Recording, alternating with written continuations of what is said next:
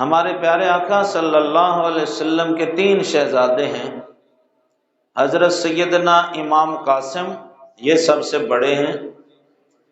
دوسرے حضرت سیدنا امام عبداللہ، طیب اور طاہر، یہ 2 لقب ہیں ان کے۔ یہ دونوں مکہ شریف میں پیدا ہوئے، مکہ شریف میں ہی دودھ پیتی عمر میں یہ اللہ تعالیٰ کو پیارے ہو گئے۔ تیسرے شہزادے ہمارے آقا کے حضرت سیدنا امام ابراہیم رضی اللہ تعالیٰ عنہ، یہ مدینہ شریف میں پیدا ہوئے اور تقریباً 15، 16، 17 مہینے ان کی عمر تھی، یعنی دودھ پینے کی عمر تھی جب ان کا وصال ہوا۔ جس دن ہمارے آقا کے لخت جگر حضرت ابراہیم رضی اللہ تعالیٰ عنہ کا وصال ہوا، اس دن مدینہ شریف میں دیکھا گیا سورج گرہن ہوا۔ لوگوں نے یہ مشہور کر دیا کہ جی نبی کا بیٹا فوت ہو گیا، اس لیے سورج ان کے غم میں بے نور ہو گیا ہے، سورج گرہن ہو گیا ہے۔ یہ سارا مدینہ شریف میں خبر مشہور ہو گئی کہ نبی کے بیٹے کی موت کی وجہ سے سورج بے نور ہو گیا، سورج کو غم ہو گیا۔ جیسے آج کل 10 محرم والے دن لوگوں نے مختلف قسم کے وہم پرستانہ عقیدے بنا رکھے ہیں کہ فلاں ہو گیا، فلاں دیوار سے پانی نکل رہا ہے، وہ دیوار رو رہی ہے امام حسین کے غم میں۔ تو جب پیچھے جا کے دیکھتے ہیں تو ساتھ والے بلڈنگ والے پلستر کر رہے ہوتے ہیں تو پانی ادھر سے دوسری طرف نکل رہا ہوتا ہے، تو لوگ بوتلیں لے کے پہنچ جاتے ہیں، جی دیوار رو رہی ہے امام حسین کے غم میں۔ یہ ہمارا حال ہو گیا۔ بہرحال کریم آقا علیہ الصلوۃ والسلام کے کانوں میں یہ بات پڑ گئی کہ لوگ یہ کہہ رہے ہیں کہ جی نبی کا بیٹا فوت ہو گیا ہے، بچہ تھا، دودھ پیتی عمر میں، ابھی جوان بھی نہیں ہوا، بڑھاپے میں بھی نہیں گیا، اس لیے سورج کو غم ہوا تو سورج گرہن ہو گیا، سورج بے نور ہو گیا۔ میرے کریم آقا صلی اللہ علیہ وسلم نے خطبہ ارشاد فرمایا، اور اس خطبے میں حضور نے فرمایا چاند اور سورج کسی بڑے انسان کی موت اور اس کی پیدائش کی وجہ سے بے نور نہیں ہوتے، لیکن اللہ یخوف بہما عبادہ آیتان من آیات اللہ۔ فرمایا یہ نبی کے بیٹے کی وجہ سے سورج گرہن نہیں ہوا، بلکہ چاند گرہن اور سورج گرہن بندوں کے گناہوں پر اللہ کی ناراضگی اور اس کے عذاب کی نشانیاں ہیں۔ استغفر اللہ العظیم۔ آیتان، یہ 2 نشانیاں ہیں۔ یخوف بہما عبادہ، اللہ تعالی چاند سورج گرہن کے ذریعے، زلزلہ کے ذریعے اپنی ناراضگی کا اور عذاب بھیجنے کا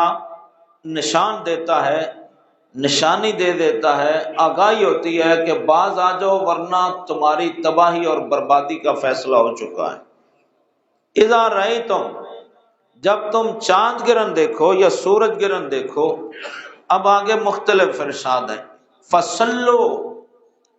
جب چاند سورج گرہن ہو جائے تو توبہ کی نماز پڑھو۔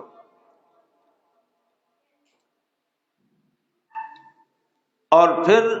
فرمایا کہ وَادْعُ اللَّهَ، اللہ تعالیٰ کو خوب یاد کرو۔ کبرو، اللہ تعالیٰ کی بڑائی بیان کرو۔ تصدقو، صدقہ کرو، خیرات کرو۔ جب سورج گرہن ہو، چاند گرہن ہو تو صدقہ کرو تاکہ عذاب سے بچ جاؤ۔ اور فرمایا ان یتعوذوا من عذاب القبر، جب سورج گرہن ہو تو قبر کے عذاب سے اللہ تعالیٰ کی پناہ مانگو۔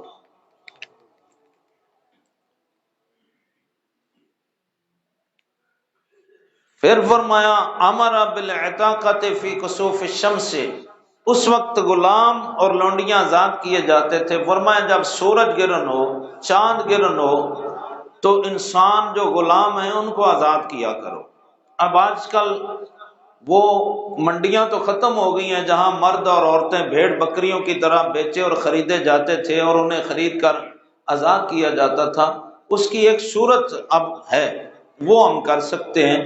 کہ اگر کوئی غریب آدمی جیل میں ہو کسی ایسے جرم میں جو اس نے کیا ہو اور اس میں جج نے جرمانہ ڈال رکھا ہو، بھائی اتنے ہزار جرمانہ دو نہیں تو 6 مہینے کے لیے جیل چلے جاؤ، یا اس نے جرم کیا نہیں ہے، وکیلوں کے تماشے کی وجہ سے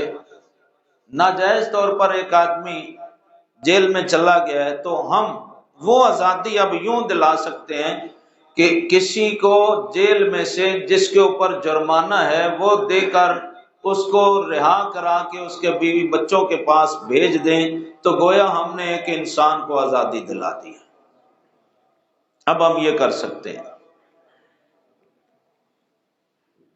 کریم آقا سید عالم علیہ السلام نے دوسرے مقام پر یہاں اسی باب میں فرمایا اذا رأیتم شیئا من ذلک فافزعوا الی ذکر اللہ، جب سورج گرہن ہو چاند گرہن ہو تو ڈر جاؤ، اللہ تعالیٰ کا ذکر کرو، وَدُعَائِهِ اور اللہ سے دعا کرو، استغفارہ اور اللہ تعالیٰ سے اپنی گناہوں کا استغفار کرو۔ یہ مختلف ارشادات عالیہ ہیں، یعنی توبہ کی نماز پڑھو، استغفار کرو، اللہ تعالیٰ کا ذکر کرو، اللہ سے اپنے گناہوں کی معافی مانگو، قبر کے عذاب سے اللہ تعالیٰ سے معافی مانگو، صدقہ اور خیرات کرو اور استغفار کرتے رہو، اور جہاں تک ہو سکے اللہ تعالیٰ کے ذکر میں مشغول رہو یہاں تک کہ سورج گرہن صاف ہو جائے، اللہ تعالیٰ کی ناراضگی کی علامت ختم ہو جائے۔ یہ طریقہ میرے اور آپ کے پیارے آقا علیہ الصلوۃ والسلام نے عطا فرمایا سورج گرہن اور چاند گرہن میں۔ یہاں میرے آقا علیہ الصلوۃ والسلام نے اعلان فرمایا بعث منادیا الصلاۃ جامعۃ، سورج گرہن ہوا تو کریم آقا علیہ السلام نے فرمایا اعلان کرو نماز کے لیے سب جمع ہو جاؤ۔ مسجد نبوی شریف کے اندر کی روایت بھی ہے اور یہ بھی روایت ہے کہ مسجد سے ممبر اٹھا کر فرمایا باہر لے جاؤ کھلے میدان میں،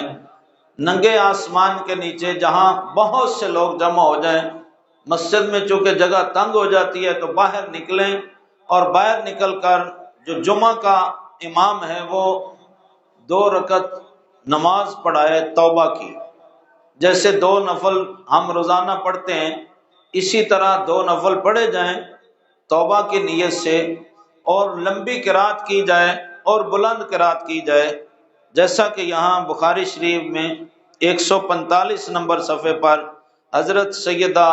عائشہ صدیقہ رضی اللہ تعالیٰ عنہ کی روایت ہے جاہر النبی صلی اللہ علیہ وسلم فی صلاۃ الخسوف بقراءتہ، جیسے جمعہ کی جماعت 8 دن بعد ہوتی ہے، عید کی نماز سال بعد ہوتی ہے تو بلند قرات کی جاتی ہے دن میں نفلوں میں، اسی طرح یہ سورج گرہن کی نماز، چاند گرہن کی نماز، بارش طلب کرنے کی نماز، یہ توبہ کی نمازیں ہیں، ان میں بلند آواز سے امام قرات کرے گا اور اس میں قرات نماز کے بعد امام خطبہ بھی دے گا اور لوگوں کو توبہ اور استغفار اور صدقہ و خیرات کی ترغیب دے۔ یہ ہے سورج گرہن کا مقصد کہ جب سورج گرہن ہو چاند گرہن ہو تو یہ رومال مجھے دیں، تو اس وقت لوگ اللہ تعالیٰ کی طرف توبہ کریں، چھتوں پہ چڑھ کر موبائل کے اوپر فلمیں نہ بناتے رہیں سورج گرہن اور چاند گرہن کی۔ میرے آقا علیہ السلام اتنی لمبی نماز پڑھاتے تھے کہ کافی جتنی سورہ بقرہ ہے 1 رکعت میں 2.5-3 سپارے جتنے قرآن کریم کے ہیں 1 رکعت میں میرے آقا اتنی قرات فرماتے اور اتنی پھر دوسری رکعت میں، اس طرح 2 نفل توبہ کے حضور پڑھاتے تھے سورج گرہن کے دوران، جب تک